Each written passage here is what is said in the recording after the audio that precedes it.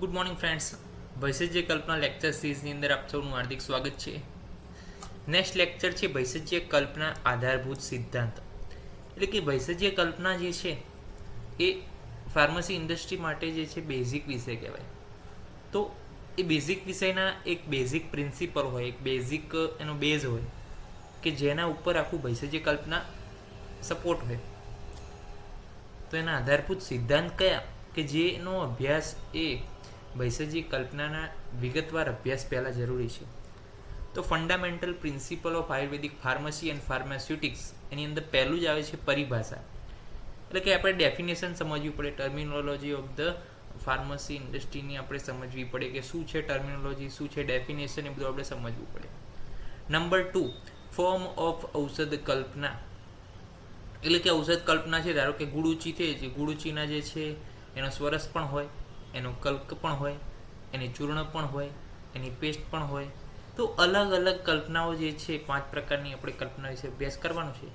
તો form of ઔષધ કલ્પના કયું છે, ઔષધ કલ્પનાનું ફોર્મ કયું છે, પ્લસ ઔષધનું નામકરણ કઈ રીતે રાખવામાં આવ્યું છે. ધારો કે દેવદારુઆદિ એ હોય તો દેવદારુને જ કેમ મહત્વ આપ્યું, પછી હરિદ્રાદિ ચૂર્ણ, પછી ઈષ્ટમેદાદિ ચૂર્ણ. તો આ નામકરણ થવા પાછળના કારણો શું, એ નામકરણ થવા પાછળના પણ કેટલાક કારણો હોય. કારણ કે એનું કન્ટેન્ટ વધારે હોય, કોઈનું જે છે વીર્ય વિપાક વધારે કાર્ય કરતું હોય, એ બધું છે. પછી આવે છે રસાદિ પંચક. રસાદિ પંચકની અંદર આવે રસ, ગુણ, વીર્ય, વિપાક અને એની અલગ અલગ પ્રોપર્ટીઝ. તો આ જે રસાદિ પંચક છે એના વિશે પણ આપણને અભ્યાસ હોવો જોઈએ. અને છેલ્લું છે 5મું, ભેષજ્ય માર્ગ.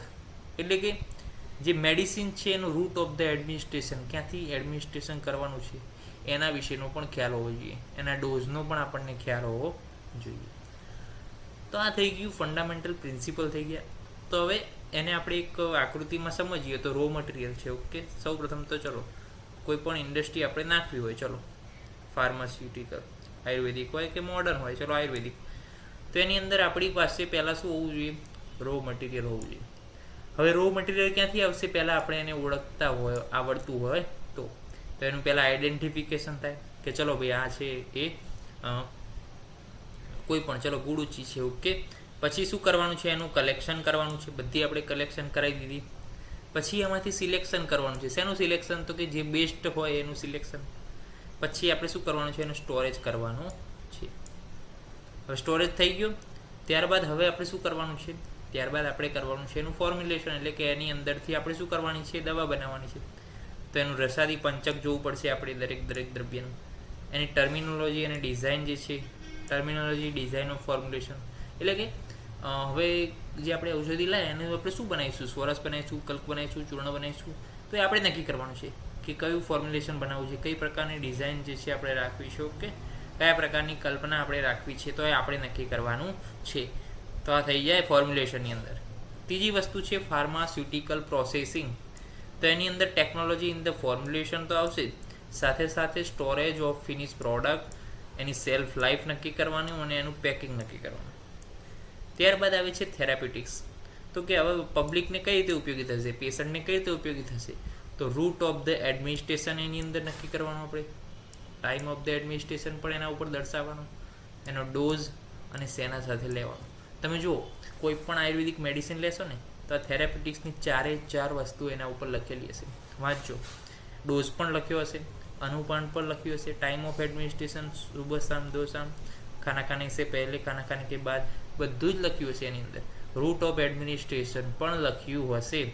અને નોટની અંદર એવું પણ લખ્યું હશે કે કઈ જગ્યાએ આ મેડિસિન જવી ના જોઈએ. જેવી રીતે આંખ છે, મ્યુકસ મેમ્બ્રેન છે, તો આવી જગ્યાએ આ મેડિસિન જે છે પડી ના જાય. પ્લસ ચિલ્ડ્રનના જે છે રીચ આઉટ એરિયાની બહાર રાખવાનું કહે છે.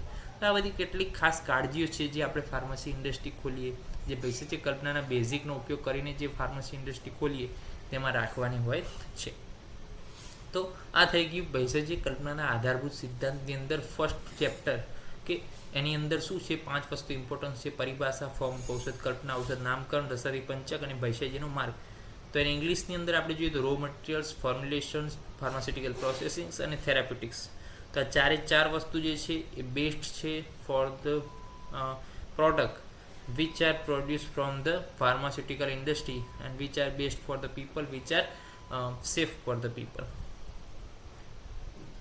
તો નેક્સ્ટ લેક્ચરની અંદર રો મટીરિયલથી દરેક વસ્તુનું ડિટેલમાં અભ્યાસ કરીશું. તો નેક્સ્ટ લેક્ચરમાં મળીશું. ત્યાં સુધી રજા આપશો. જય હિન્દ, જય ભારત, જય આયુર્વેદ, જય ધન્વંતરી. નમસ્કાર.